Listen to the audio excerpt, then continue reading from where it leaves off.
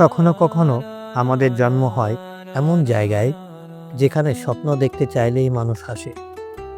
তবে যারা স্বপ্নকে শক্তিতে রূপ দেয় তারাই একদিন ইতিহাস লেখে।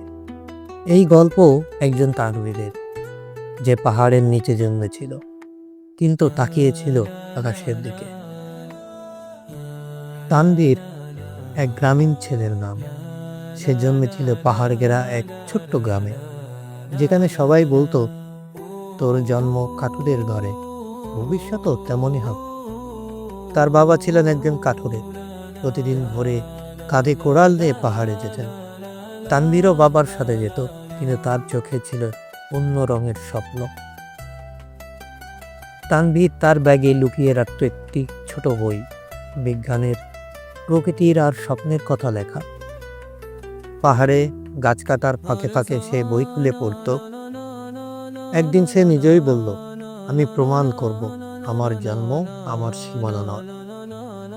গ্রামের মানুষ হাসত, বলতো, তুই পাহাড় কেটে আকাশ ছুঁতে চাস? তানভীর চুপ থাকতো, কিন্তু ভেতরে ভেতরে আরো শক্ত হতো তার সংকল্প। বছর পার হলো, তানভীর দিনরাত পড়াশোনা করলো, স্কুল, কলেজ, ভর্তি পরীক্ষা। একদিন সে পাশ করলো দেশের সবচেয়ে বড় বিশ্ববিদ্যালয়ে। গ্রামে খবর এলো, তানভীর এখন একজন বিজ্ঞানী, আন্তর্জাতিক সম্মেলনে বক্তৃতা দেয়। মানুষ যাকে দেখে বলেছিল তুই কিছুই হবি না, আজ তার নাম শুনে সবাই দাঁড়িয়ে পড়ে। একদিন তানভীর ফিরে এলো গ্রামের সেই পাহাড়ের পাদদেশে। চোখ মেলে আকাশের দিকে তাকিয়ে বলল, আমি পাহাড়ের নিচে জন্মেছিলাম, তাই বলে আকাশ দেখা বন্ধ করি। তোমার অতীত তোমার ভবিষ্যৎ নির্ধারণ করে না।